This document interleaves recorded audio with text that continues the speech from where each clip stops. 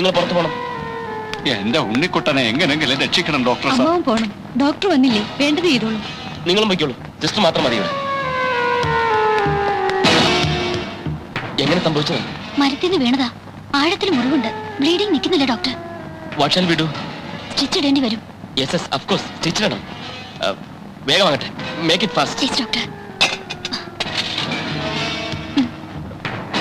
ഇല്ല, നിർമ്മൽ ഇട്ടാ മതി. ഞാനോ? വേഗമാകട്ടെ. അയ്യോ ഡോക്ടർ, എനിക്ക് എന്താ അറിയില്ലേ? അയ്യോ ഡോക്ടർ, എനിക്ക് ധൈര്യമില്ല. ഇതുവരെ ഞാൻ ചെയ്തിട്ടില്ല. അതൊക്കെ ശരിയാവും. ഇട്ടേ പറ്റൂ. ഇല്ല ഡോക്ടർ, എനിക്ക് പറ്റില്ല. ഡോക്ടർ, ഇത് ബ്ലീഡിംഗ് ഹെവി ആവുന്നു. ഉടനെ എന്തെങ്കിലും ചെയ്തില്ലെങ്കിൽ. എന്താ ഡോക്ടർ? ഒരു തലകറക്കം പോലെ. കുറച്ച് വെള്ളം.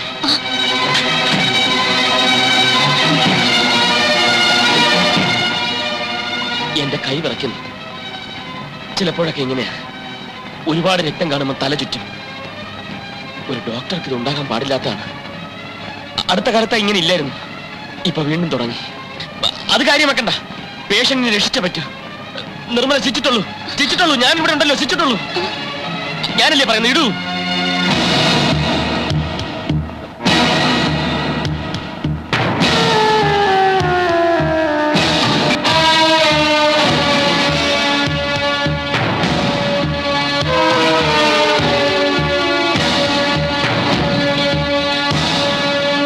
അമ്മാവൻ ഒന്നുകൊണ്ട് വിഷമിക്കണ്ട. മിടുമിടുക്കൻ ഡോക്ടറാണ്.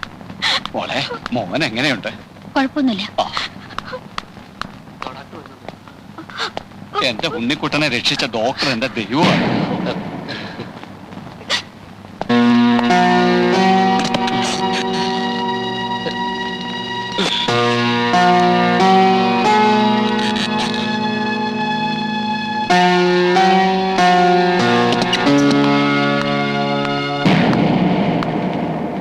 നിങ്ങൾ ആരാണ്? എന്താ നാവിറങ്ങിപ്പോയോ? പറയണം, ആരാണ് നിങ്ങൾ? എനിക്ക് എന്തൊക്കെയാണ് സംഭവിച്ചതെന്ന് എനിക്കറിയില്ല. എനിക്കറിയാം. സംഭവിച്ചത് എന്താണെന്ന് എനിക്കറിയാം. നിങ്ങളൊരു ഡോക്ടർ അല്ല. കോന്നി ഹോസ്പിറ്റലിലെ നഴ്സിനെ ഒറ്റ വർഷം കൊണ്ട് ഡോക്ടറാക്കിയ കഥ കേട്ടപ്പോ തന്നെ എനിക്ക് സംശയം ഉണ്ടായിരുന്നു. ഇല്ലാത്ത മരുന്നിന്റെ പേരെഴുതിയത് എന്റെ അറിവില്ലായ്മയാണെന്ന് സൂചിപ്പിച്ചപ്പോഴും, ആ മരുന്നില്ലെങ്കിൽ അൾസറിനും വാദത്തിനും ഒക്കെ എനിക്കറിയാവുന്ന മരുന്നുകൾ കൊടുത്തോളൂ എന്ന് പറഞ്ഞപ്പോഴും ഞാൻ സംശയിച്ചിരുന്നു. നിർമ്മല എന്നെ തെറ്റിദ്ധരിക്കുകയാണ്. എന്റെ സഹായം കിട്ടാൻ വേണ്ടി പല രീതിയിൽ നിങ്ങൾ അഭിനയിച്ചു. ഞാനൊരു വീട്ടിൽ അടുത്തറിയും മുമ്പ് ഞാൻ നിങ്ങളോട് അടുത്തു. You are a cheat, professionally and personally. You are a born criminal. പഠിച്ചകൊള്ളാം. ഈ തമ്മടത്തിനൊരു കൂട്ടു നിൽക്കാൻ എന്നെ കിട്ടില്ല. എന്നോടിത് വേണ്ടായിരുന്നു. Good bye.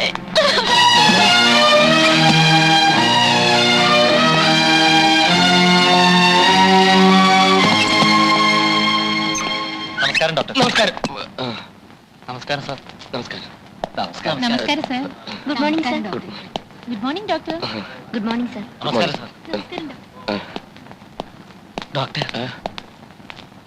മറക്കില്ല ഡോക്ടർ, ഒരു കാലത്ത് ഞങ്ങൾ മറക്കില്ല. കിടക്കാത്ത ആശുപത്രികളും ചികിത്സിക്കാത്ത ഡോക്ടർമാരും ഇല്ലായിരുന്നു. ഡോക്ടർ എനിക്ക് പുനർജന്മം തന്നു. ഡോക്ടറെ ദൈവം രക്ഷിക്കട്ടെ. അതെ അതെ. God heels but doctor takes the fees എന്നാണല്ലോ. വരട്ടെ. ശരി സാർ.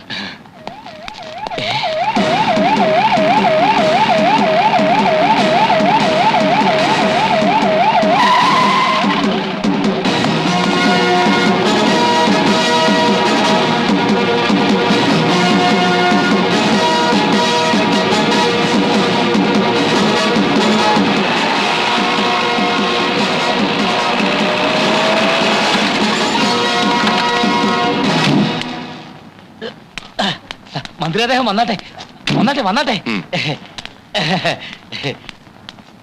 അയ്യോ, ഇതെന്ത് പറ്റി? ഇതാ ഞങ്ങളുടെ doctor Rajagopal, MBBS MD. Doctor എന്താ കൈ ഇങ്ങനെ? അത് ഈ ഫിസിയോതെറാപ്പിയുടെ റിസർച്ചിന് വേണ്ടി കൈ സൺറൈസിൽ കാണിച്ചുള്ള എക്സർസൈസ്. കണ്ടോ മിടുമിടുക്കനാ. എപ്പോ നോക്കിയാലും റിസർച്ചാ. അറിയാമല്ലോ, പൊതുമരാമത്ത് മന്ത്രി. ഞങ്ങള് സുഹൃത്തുക്കളാ. വീട്ടിൽ വന്നപ്പോ ഞങ്ങൾക്ക് കൂട്ടിക്കൊണ്ട് വന്നതാ.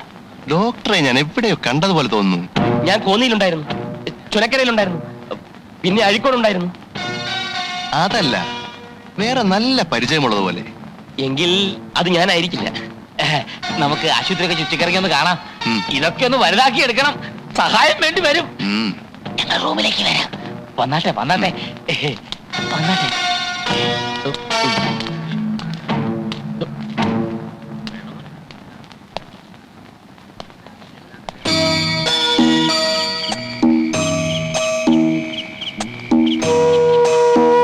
കഴിക്ക് മോനെ, കഴിക്ക്, അല്ലെങ്കിൽ ചേച്ചിക്ക് ദേഷ്യം വരും. കഴിക്ക്. അമ്മ ഇത് കണ്ടോ? ഈ കുഞ്ഞുണ്ണി കഴിക്കുന്നില്ല. കഴിക്കും മോനെ. അമ്മയ്ക്കിനി കഞ്ഞി വേണോ? വേണ്ട, മോള് കഴിച്ചോ. ഞാൻ പിന്നെ കഴിച്ചോളാം.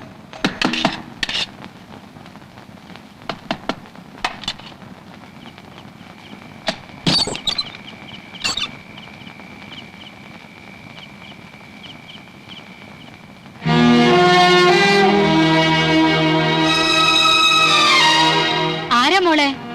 അത് ആശുപത്രിന്ന് അമ്മേ. എന്ത് വേണം? ഒന്നും വേണ്ടിയിട്ടല്ല. സിസ്റ്റർ പോകുന്നതിന് ശേഷം ഞാനും ഇറങ്ങി. എവിടേക്കാ പോകണ്ടെന്ന് അറിയില്ലല്ലോ. എല്ലാവരുടെയും മുമ്പിൽ വെച്ച് പോലീസ് കൊണ്ടുപോകുന്നത് താങ്ങാനാവില്ല. ഞാൻ ആശുപത്രിയുടെ വെളിയിൽ നിന്ന് നോക്കിയായിരുന്നു. ഇതുവരെ ആരും വന്നില്ല. അത്രയെങ്കിലും കരുണ കാട്ടിയല്ലോ, നന്ദി. ഇത് പറയാനാണോ ഇപ്പൊ ഇങ്ങോട്ട് വന്നത്? അല്ല, നിർമ്മല ചോദിച്ച ചോദ്യത്തിന് നിർമ്മല തന്നെ ഉത്തരം കണ്ടെത്തിയല്ലോ. പഠിച്ച കള്ളൻ, ബോൺ ക്രിമിനൽ. ശരിയാണ്, ഒക്കെ ശരിയാണ്. എങ്കിൽ പിന്നെ വേറെ എന്ത് കാര്യം പറയാനാണ് ഈ രാത്രി ഇവിടെ വന്ന് ശല്യം ചെയ്യുന്നത്? ജീവിക്കാൻ മറ്റു വഴിയില്ലാതായപ്പോ ഈ തട്ടിപ്പ് ചെയ്തു പോയതാണെന്ന് ന്യായീകരിക്കാൻ വന്നതാണോ? അവനെ കണ്ടോ? എന്റെ കൂടെ പറഞ്ഞതാ. 6 കൊല്ലമായി കിടക്കുന്ന കിടപ്പാണ്. ബോംബെയിൽ ഒരു ന്യൂറോ സർജനെ കാണിക്കാൻ വേണ്ടി പല ഡോക്ടർമാരും പറഞ്ഞു. സാധിച്ചില്ല, പണമില്ലാത്തതുകൊണ്ട്. പണമുണ്ടാക്കാൻ വേണ്ടി എനിക്കും വഴിവിട്ട് വല്ലതും ചെയ്യാമായിരുന്നു. എന്നിട്ടിതുപോലെ ന്യായീകരിച്ചാൽ മതിയല്ലോ. ഇല്ല, ഒന്നും ഞാൻ ന്യായീകരിക്കുന്നില്ല. ചിലപ്പോ ജന്മനാ തന്നെ എന്നിലൊരു കള്ളൻ ഒളിച്ചിരുന്നിട്ടുണ്ടാവണം. പക്ഷെ ഒന്ന് മനസ്സിലാക്കണം, എന്റെ വിജയം, എന്റെ നിലനിൽപ്പ്, അതിനുവേണ്ടി ഒന്നും ഞാൻ ഇതുവരെ ചെയ്തിട്ടില്ല. 4-5 മനുഷ്യാത്മാക്കളെ ഒരു കൂട്ട മരണത്തിൽ നിന്ന് രക്ഷിക്കാൻ മറ്റൊരു വഴിയും എന്റെ തലച്ചോറിൽ തോന്നിയില്ല. അതുകൊണ്ട് മാത്രം. കുറച്ച് പണം, അത് കിട്ടുന്നത് വരെ നിൽക്കാനായിരുന്നു ഉദ്ദേശം. ഇനി വേണ്ട. നിർമ്മല ആശുപത്രിയിൽ പോകണം. ഇനി എന്റെ ശല്യം ഉണ്ടാവില്ല. ചിലപ്പോ ഇനി ഒരിക്കലും നമ്മൾ തമ്മിൽ കാണില്ല.